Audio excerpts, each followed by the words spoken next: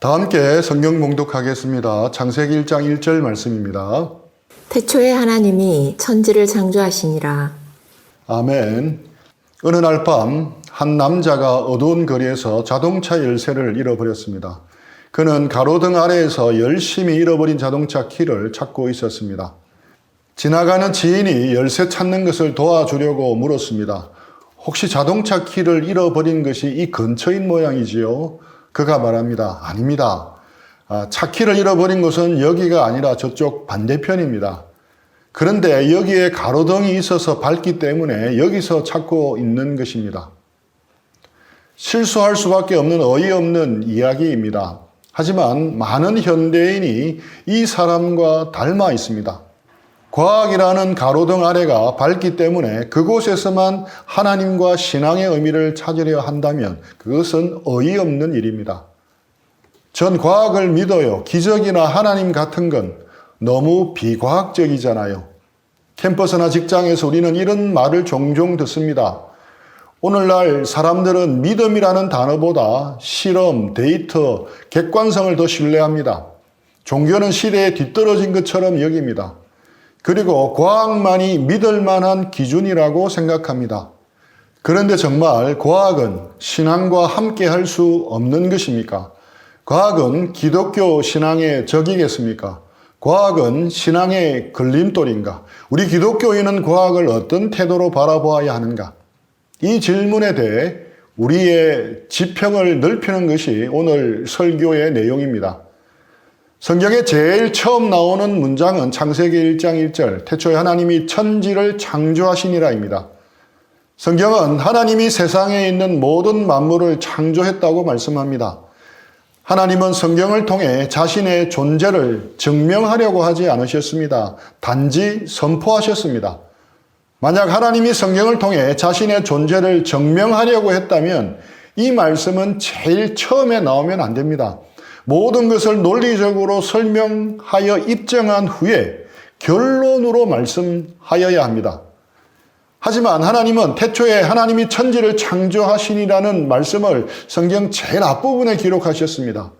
이 구절은 짧은 문장이지만 아주 많은 내용을 품고 있습니다. 성경 전체 내용을 아우르는 구절입니다. 생명과 인류의 기원의 문제에 대해서는 크게 두 가지 견해가 있습니다. 바로 진화론과 창조론입니다. 이 문제는 지금도 신학계에서 유튜브에서 뜨거운 이슈가 되고 있는 주제이기도 합니다. 이 문제를 다루는 데는 많은 시간과 노력이 필요합니다.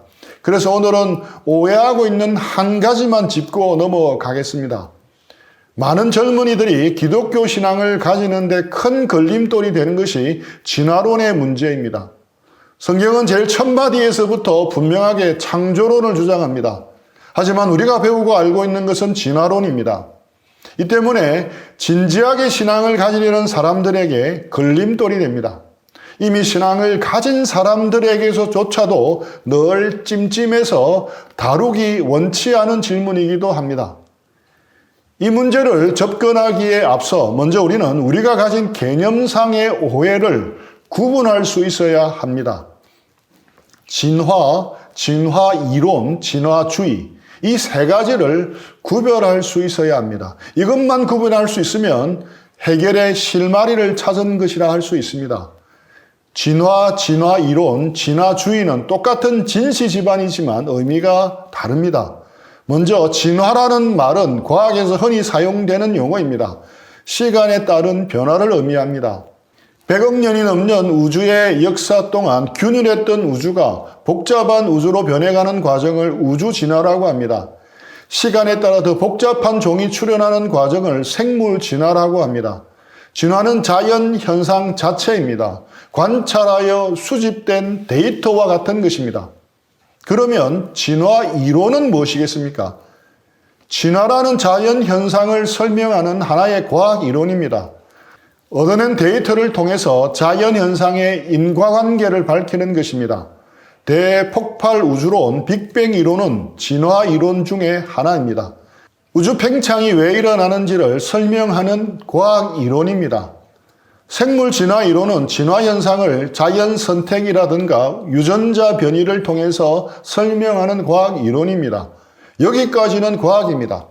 그런데 마지막 진화주의는 결코 과학이 아닙니다. 진화주의는 철학입니다.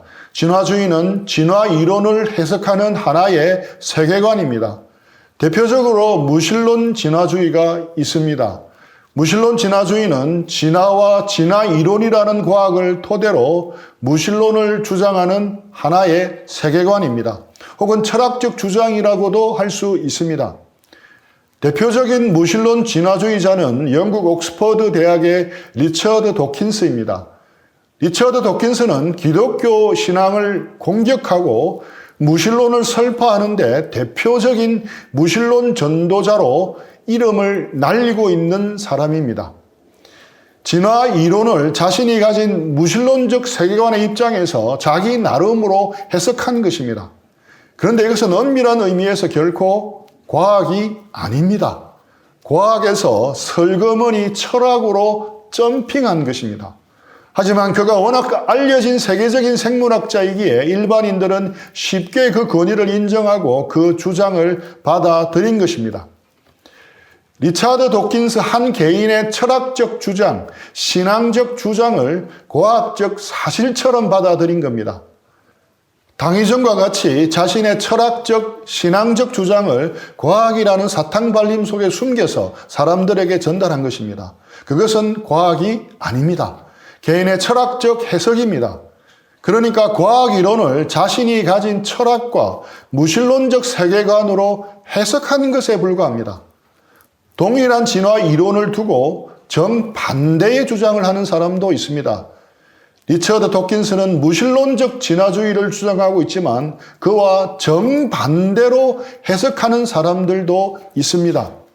대표적인 사람이 프랜시스 콜린스 박사입니다. 그는 최초로 인간 유전자 염기 서열을 밝혀낸 인간 게놈 프로젝트 책임자였습니다. 그는 한때 무신론자였습니다. 그러던 어느 날 말기 암 환자를 돌보던 중 환자가 이렇게 묻습니다. 선생님은 과학자이시고 의사이지 않습니까? 그런데 믿음에 대해 어떻게 생각하세요? 그 질문이 콜린스 마음에서 떠나지 않았습니다. 그날 이후 그는 진지하게 성경을 읽기 시작했고 구도의 길을 걷기 시작했습니다. 그는 이렇게 말합니다. 나는 DNA 염기 서열 안에서 하나님의 언어를 보았다.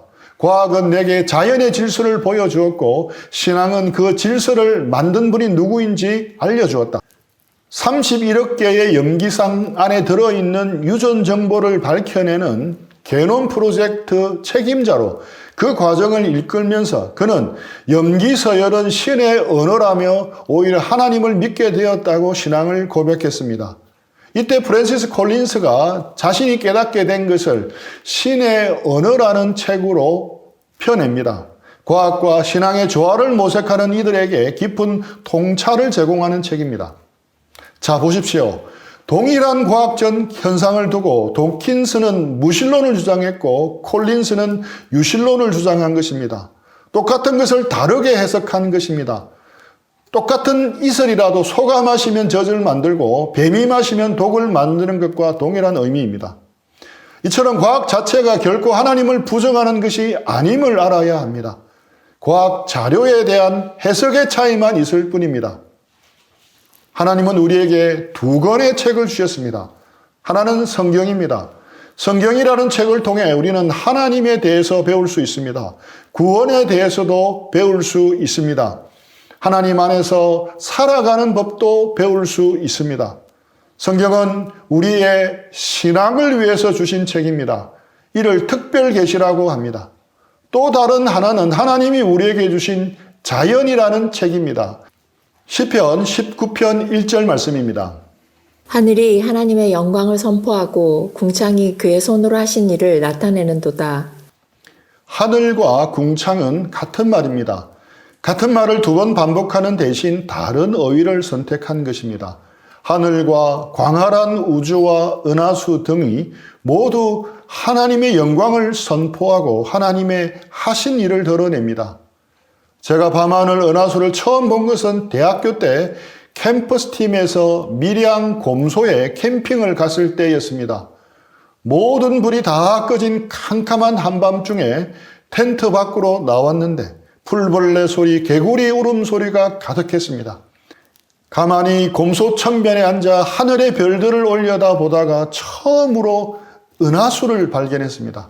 태어나서 처음 본 은하수였는데 바라보면 볼수록 정말 신비스러웠습니다. 가만히 바라보고 있노라니 정말 광활한 우주 속으로 빨려 들어가는 듯한 느낌이 들었습니다. 그리고 잠시 후에는 이 모든 것을 창조하신 하나님에 대한 경외감이 밀려왔습니다. 정말 놀라운 경험이어서 그 장면이 영상처럼 아직도 제 기억에 남아 있습니다. 시편 19편 1절은 저와 비슷한 경험을 했던 근동의 한 시인이 노래한 것이 아닌가 생각을 해봅니다. 로마서 1장 20절입니다. 창세로부터 그의 보이지 아니하는 것들 곧 그의 영원하신 능력과 신성이 그가 만드신 만물에 분명히 보여 알려졌나니 그러므로 그들이 핑계하지 못할지니라. 하나님이 만드신 자연 만물 속에는 하나님의 영원하신 능력과 신성이 스며들어 있습니다. 과학은 이 자연이라는 책을 읽어가는 과정입니다. 과학자들은 이 자연이라는 책을 우리에게 읽어주는 사람입니다. 과학자들이 연구를 통해 밝혀낸 과학적인 지식은 모두가 하나님의 지혜와 지식을 드러내는 것입니다. 결코 충돌하지 않습니다. 신앙은 초자연적인 세계를 다루고 과학은 자연 세계를 다룹니다. 그래서 이 둘은 설명하는 방식이 다릅니다. 존 폴킹혼이라는 분은 이렇게 설명합니다. 주전자에 물이 끓고 있을 때 이 현상을 설명하는 방식에는 두 가지가 있습니다. 하나는 과학적인 설명입니다. 열에너지가 가해져 물 분자가 활발히 운동하여 물이 끓고 있다와 같은 설명입니다. 또 다른 차원의 설명도 있습니다. 누군가가 커피가 마시고 싶어 주전자를 불에 올려놓았기 때문에 물이 끓고 있다는 식입니다. 이 두 설명은 각각 나름대로 주전자에서 물이 끓고 있는 현상을 잘 설명합니다. 하나는 틀렸고 하나는 옳은 것이 아닙니다. 이 두 설명은 서로 모순되거나 배타적이지 않습니다. 신앙과 과학도 이와 마찬가지라는 것입니다. 과학은 자연세계가 움직이는 원리를 설명합니다. 신앙은 그 자연세계를 움직이는 분이 누구인지를 가르쳐 줍니다. 과학은 어떻게라는 문제를 다룹니다. 신앙은 왜라는 문제를 다룹니다. 과학은 인간이 어떻게 만들어졌는가를 다룹니다. 신앙은 인간이 왜 만들어졌는가를 다룹니다. 그래서 과학과 신앙은 둘 중에 하나를 선택해야 하는 문제가 아닙니다. 과학과 신앙은 서로 다른 차원에서 자연세계를 설명하는 것으로 볼 수 있습니다. 여기서 우리는 진화와 진화이론, 그리고 진화주의를 구분할 뿐만 아니라 또한 창조과학과 창조신앙을 구별할 수 있어야 합니다. 우리 모든 기독교인은 창조신앙을 가지고 있습니다. 하나님을 창조주로 우주 만물과 우리 자신을 피조물로 인정하는 신앙입니다. 하지만 창조신앙이 곧 창조과학을 믿는 것은 아닙니다. 창조과학이 무엇입니까? 이 창조과학을 제대로 알아야 불필요한 논쟁과 오해에서 벗어날 수 있습니다. 창조과학은 창세기에 나오는 창조 기록을 과학적으로 입증하려는 시도입니다. 창세기의 창조 기록을 문자주의적으로 받아들이고 그것을 과학적으로 입증하려고 합니다. 대표적으로 주장하는 내용은 젊은 지구론과 홍수지질학입니다. 많은 크리스찬들이 창조과학을 믿어야만 창조신앙을 가진 것이라고 여기는 경향이 아주 강합니다. 저도 20년이 넘게 창조과학을 그렇게 배워왔고 그런 줄 알았습니다. 하지만 창조과학과 창조신앙은 동일한 것이 아님을 뒤늦게 알았습니다. 창조과학은 한국창조과학회에서 주장하는 이론을 따르는 입장입니다. 그 중에 하나가 젊은 지구 창조론입니다. 젊은 지구론은 지구의 역사는 6,000년에서 아무리 길게 잡아도 10,000년이 넘지 않는다고 주장하는 이론입니다. 젊은 지구론을 신봉하는 사람들은 창세기 1장에 나오는 창조 기사를 문자 그대로 해석을 해서 하루를 24시간으로 보고 그렇게 6일 동안 하나님이 천지를 창조하셨다고 믿습니다. 또 구약 성경에 나오는 이스라엘 사람들의 족보의 나이를 다 합산해 보면 예수님 이전은 4,000년 정도이고 그 이후 2,000년을 더해서 지구의 역사가 6,000년 정도 되었고 오차가 있다 해도 10,000년은 넘지 않는다는 주장입니다. 실제로 17세기 아일랜드의 가톨릭 주교였던 제임스 어셔가 이 방법대로 계산을 해보니 기원 전 4004년 10월 22일 금요일 해질 무렵에 하나님이 세상을 만드셨다라고 결론을 내립니다. 하지만 이러한 젊은 지구로는 교회의 전통에서 존중받거나 수용되지를 못했습니다. 이 젊은 지구론이 미국과 한국 교회에서 대세가 된 것은 사실상 50년 정도밖에 되지 않습니다. 그러니까 정말 얼마 되지 않은 겁니다. 그런데 더 아이러니한 것은 창조과학은 정통 기독교 교회에서 시작된 것이 아니라 제7안식일 예수재림교회라는 이단에서 출발했습니다. 안식교를 만든 앨런 화이트는 환상 체험을 많이 했는데 하나님께 여쭈어보니 하나님께서 6,000년 전에 지구를 만들었고 현재의 지구의 모습은 과거 노아의 홍수의 결과라고 계시를 해주셨다고 합니다. 그때부터 앨런 화이트는 젊은 지구론과 홍수 지질학을 믿고 주장하기 시작했습니다. 안식교의 이런 주장은 처음에는 전혀 어필되지 못했고 몰몬교나 여호와의 증인들 같은 이단들에게만 일부 공유되었습니다. 그러다가 1950년대 후반에 들어오면서 미국 사회에 큰 변화들이 생깁니다. 학교에서 진화론을 가르치고 성경 읽고 기도하는 것을 금지하는 법이 통과됩니다. 이에 미국 교회가 충격을 받고 큰 위기의식을 느낍니다. 이러한 상황 속에서 진화론에 대한 대항마로서 안식교에서 주장하는 젊은 지구론을 도입하게 된 것입니다. 이것이 창조과학이라는 이름으로 마케팅에 성공하자 정통교회에서도 주목하게 됩니다. 1970년대에 들어서자 미국 교회들은 차츰 교회 전통에서 전혀 없었던 젊은 지구론을 채택하기 시작합니다. 그리고 그 기간인 1970년대, 80년대 미국에 유학을 갔던 한국의 유학생들이 미국 교회에서 창조과학을 접하게 됩니다. 창세기 1장에 나오는 창조 사건을 나름 과학적으로 설명하자 많은 유학생들은 젊은 지구론을 대단히 환영하면서 받아들이게 되고 그것을 한국 교회에 전파하게 된 것입니다. 유학을 마치고 돌아와 교수가 된 분들 중심으로 한국창조과학회가 만들어집니다. 그 한국창조과학회가 젊은 지구론과 홍수지질학으로 대변되는 창조과학을 우리 한국교회 안에 널리 보급하게 된 것입니다.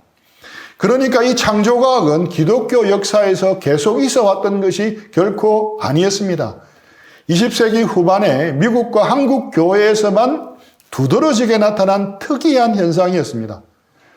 젊은 지구론에 따르면 공룡과 인간이 같은 시대에 살아야 합니다.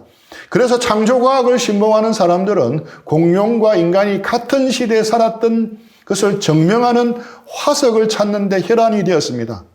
그런데 실제로 공룡 발자국 옆에 인간 발자국이 선명하게 찍혀있는 화석이 발견되었습니다. 젊은 지구론을 주장하는 창조과학자들의 주장이 정말로 사실로 증명되는 놀라운 발견이었습니다. 창조과학 강의를 듣다 보면 늘 단골처럼 나오는 사진인데 사실은 뒤늦게 조작임이 밝혀졌습니다. 공룡과 인간 발자국이 같이 찍힌 화석을 찾아오면 $100를 주겠다는 제안 때문에 테네시 강 유역에 사는 한 인디언이 조작해서 공룡 발자국 옆에 자기 발자국을 새겨 넣었다는 것이 뒤늦게 밝혀졌습니다. 정말 어처구니 없는 일이 벌어진 것입니다. 이들은 또 학계에서 널리 공인된 방사선 동위원소법으로 연대를 측정하는 방법조차도 잘못되었다고 주장합니다. 하지만 과학적으로 증명된 수많은 증거들이 지구의 나이가 10,000년이 넘는다는 것을 확증하고 있습니다. 수많은 논문들이 이것을 뒷받침해주고 있습니다. 이렇듯 창조과학자들의 주장은 항상 한계가 많았습니다.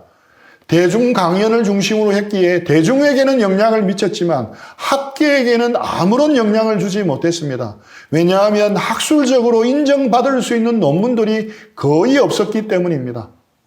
호기심을 유발하는 자극적인 PPT와 유창한 강연으로 대중들을 설득할 수는 있었지만 실험과 검증을 바탕으로 해야 하는 논문 작업은 없었던 것입니다. 그러니 학계에서 받아들일 수 있는 의미 있는 성과는 거의 내지 못했던 것입니다.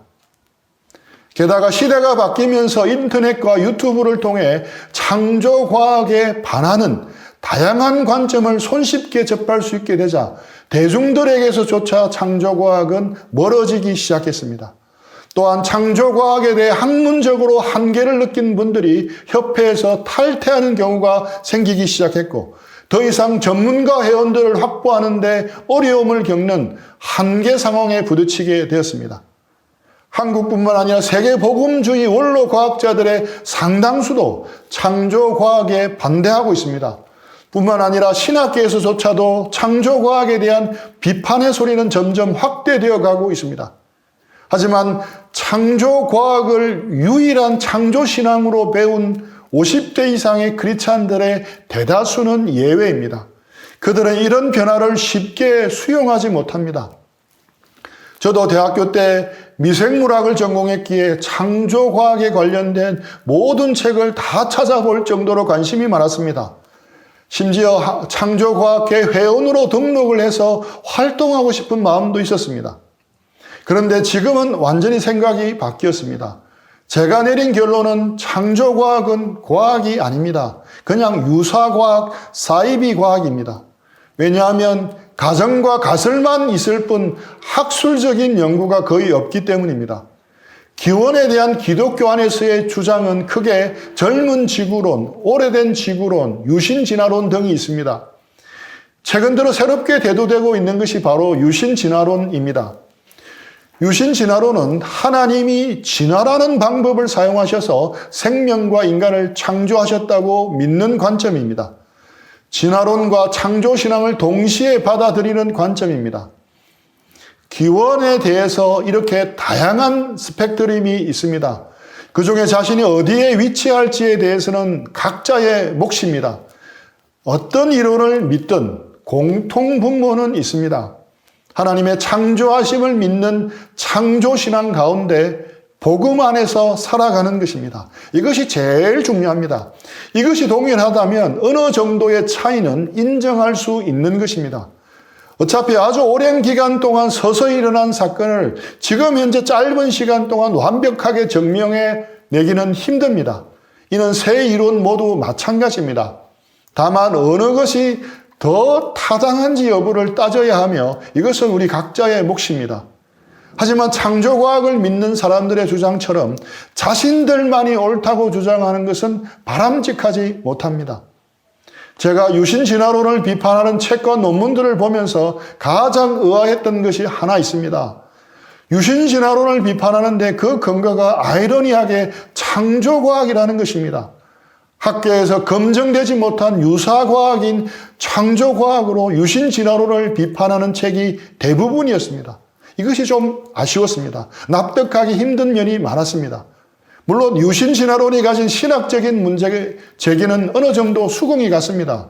하지만 창조과학에서 주장하는 것처럼 진화는 과학적으로 완전히 근거 없는 잘못된 주장이라고 단정하는 것을 보면서 조금은 실망스러웠습니다. 여기서 무엇이 옳고 무엇이 틀렸다고 밝히는 것은 불가능합니다.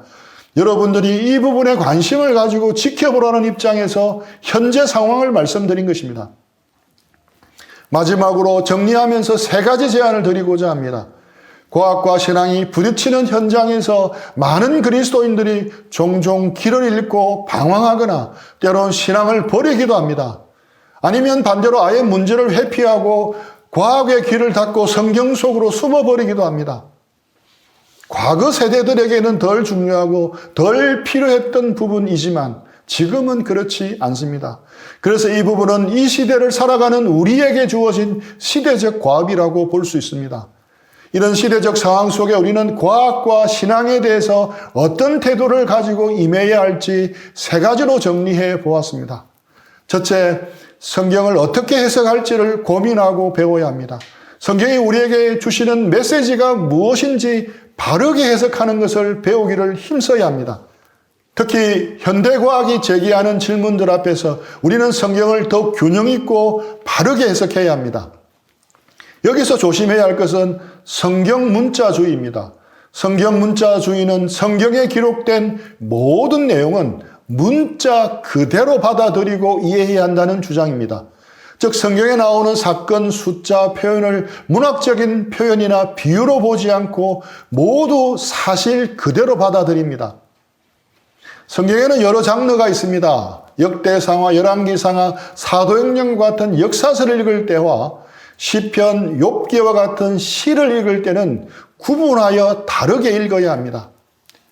윤동주 선생의 시 별 해는 밤을 읽을 때와 우리 은하에 대한 칼럼을 읽을 때는 동일하게 읽으면 안 되는 것입니다.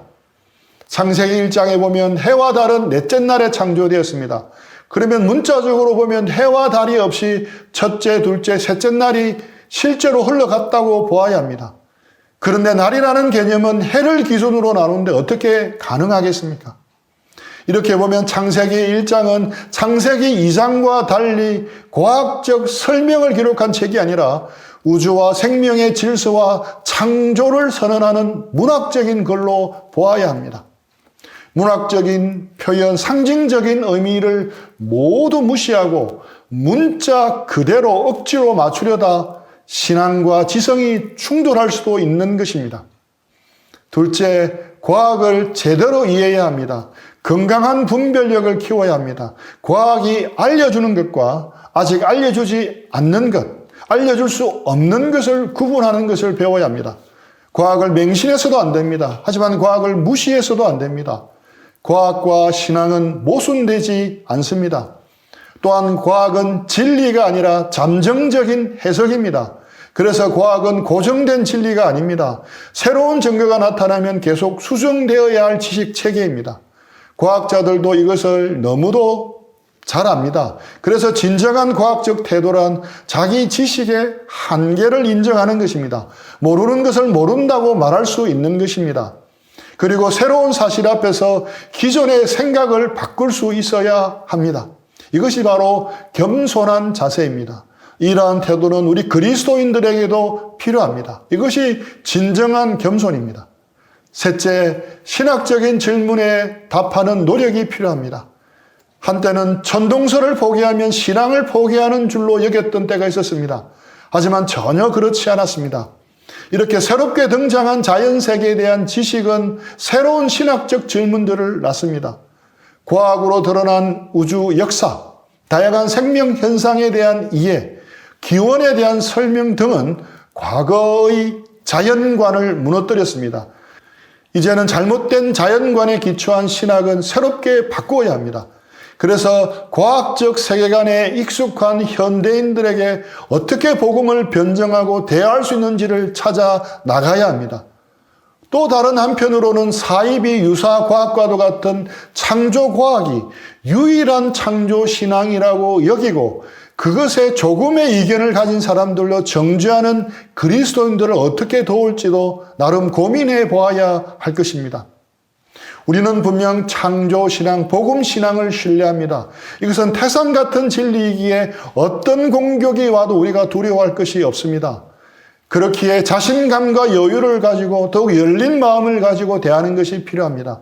더욱 겸손한 마음이 필요합니다. 성경 문자주의와 근본주의적 기독교 세력이 복음을 온통 흐려놓고 있는 시대 속에 우리는 살고 있습니다. 이런 속에서 과학과 신앙에 대해 올바로 알고 지성과 신앙에 있어서 균형 잡힌 주님의 제자들로 다 성장하기를 축복합니다. 우리 들은 말씀 생각하면서 잠시 기도하고 적용하는 시간들 가지겠습니다.